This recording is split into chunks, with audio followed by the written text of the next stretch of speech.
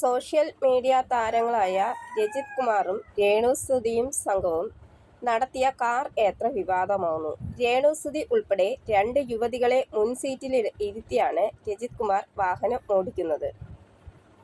ഒരു കാറിന്റെ മുൻസീറ്റിൽ യാത്ര ചെയ്യുമ്പോൾ ഒരാൾ മാത്രമേ ഇരിക്കാവൂ എന്ന നിയമം ലംഘിച്ചതാണ് സംഘത്തിന്റെ യാത്ര. സോഷ്യൽ മീഡിയയിൽ വൈറലാകാൻ വേണ്ടിയാണ് സംഘം മുൻ സീറ്റിൽ 2 പേരെ ഇരുത്തി സീറ്റ് ബെൽറ്റ് ഇട്ട് യാത്ര ചെയ്തത്. നിയമം തെറ്റിക്കില്ല എന്ന് പറഞ്ഞാണ് ഓൺലൈൻ മീഡിയയ്ക്ക് മുന്നിൽ 2 പേരും ഒരു സീറ്റിലിരുത്തി സീറ്റ് ബെൽറ്റ് ഇട്ട് യാത്ര ആരംഭിക്കുന്നത്. പുറകിലെ സീറ്റിൽ ഇരിക്കുന്നതിനിടമില്ല, അതാണ് മുൻ സീറ്റിലാണെന്ന് ഇവരുടെ പക്ഷം. സംഭവത്തിന്റെ വീഡിയോ ദൃശ്യങ്ങൾ പുറത്തു വന്നതോടെ വ്യാപക വിമർശനമാണ് ഉയരുന്നത്. ഇവർക്കെതിരെ കേസെടുക്കണമെന്ന് ആവശ്യം MVDയെ ടാഗ് ചെയ്താണ് ആളുകളെ ഇക്കാര്യം ആവശ്യപ്പെടുന്നത്. അതേസമയം രേണു വേറിട്ട ലുക്കിലെത്തിയ വീഡിയോയും വൈറലായിരുന്നു. സ്കൂൾ കുട്ടിയായി യൂണിഫോമിൽ തിളങ്ങുന്ന രേണുവാണ് പുതിയ വീഡിയോയിലുള്ളത്. തന്റെ ഇൻസ്റ്റാഗ്രാം പേജിലൂടെ ആണ് രേണു വീഡിയോ പങ്കുവച്ചിരിക്കുന്നത്. ഒരു പരസ്യത്തിന്റെ ഭാഗമായിട്ടാണ് സ്കൂൾ കുട്ടിയായി രേണു അഭിനയിച്ചിരിക്കുന്നത്.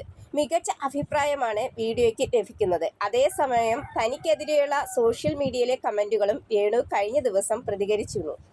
എല്ലാം കേട്ട് ഒന്നും മിണ്ടാതിരിക്കാൻ താൻ മദർ തെരേസ ഒന്നുമല്ല, മനുഷ്യനല്ലേ, പ്രതികരിച്ചു പോകുമെന്ന് രേണു പറയുന്നു.